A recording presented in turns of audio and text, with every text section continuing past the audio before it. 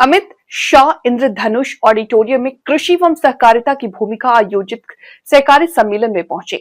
अमित शाह के साथ सीएम नायब सैनी, केंद्रीय राज्य मंत्री कृष्णपाल गुर्जर, हरियाणा के सहकारिता मंत्री डॉक्टर अरविंद शर्मा और बीजेपी के प्रदेश अध्यक्ष मोहनलाल बडोली मंच पर मौजूद रहे।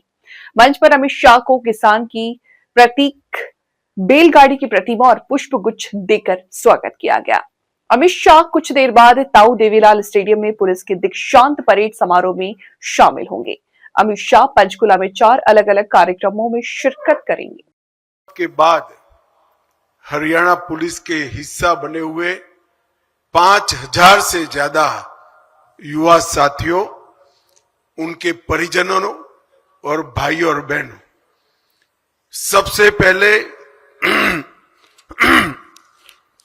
मैं मेरे सामने 5000 से ज्यादा युवा साथी जो खड़े हैं, वो सभी को बहुत बहुत बधाई और शुभकामनाएं देना चाहता हूं, क्योंकि अब तक आप यहां पर एक कठोर प्रशिक्षण से बने हुए प्रशिक्षु थे और आपकी शपथ समाप्त होते ही अब देश भर में जिसकी शान है, ऐसे हरियाणा पुलिस के हिस्सा बन चुके, जो हरियाणा पुलिस को हरियाणा के करीब करीब 3 करोड़ की आबादी का और उसके पूरे भूभाग की सुरक्षा की चिंता करनी है। और हरियाणा जिस प्रकार की भूगोल को संजोता है, एक प्रकार से देश की राजधानी का भी रक्षा करने का जिम्मेदारी आपका ही बनता है। और एक गौरवमयी परंपरा के साथ आप सब जुड़े हैं, जहां कर्तव्य से ऊपर कुछ नहीं होता और कर्तव्य ही सब कुछ होता है, ऐसी परंपरा से आप जुड़े हैं। मुझे बताया गया विश्वास, दक्षता और टेक्नोलॉजी तीनों से आपको प्रशिक्षित करने का काम किया गया है। मैं फिर से एक बार आप सभी को बहुत बहुत बधाई देना चाहता हूं। मित्रों, हम सब जानते हैं कल 25 दिसंबर है और अटल जी का शताब्दी का वर्ष है। मैं यहां से पंचकुला में अटल पार्क में अटल जी की प्रतिमा का अनावरण करने जा रहा हूं। मित्रों, अटल बिहारी वाजपेयी एक जन्मजात देशभक्त, कुशल प्रशासक, हृदय से कवि, परंतु जहां देश की सुरक्षा और प्रगति का सवाल आता है, वहां चट्टान से भी ज्यादा कठोर और अटल थे। इन्होंने आपातकाल से लेकर कई सारे पंचकुला की इस पवित्र पावन धरती देश सेवा, कर्तव्य निष्ठा, राष्ट्रभक्ति के अद्भुत दृश्य की ये साक्षी बन रही है। मुझे खुशी है कि यह क्षण उन माता पिताओं के लिए भी गर्व का है, जिनकी आंखों में आज अपने बच्चों को वर्दी में देखकर संतोष और आत्मविश्वास झलक रहा है।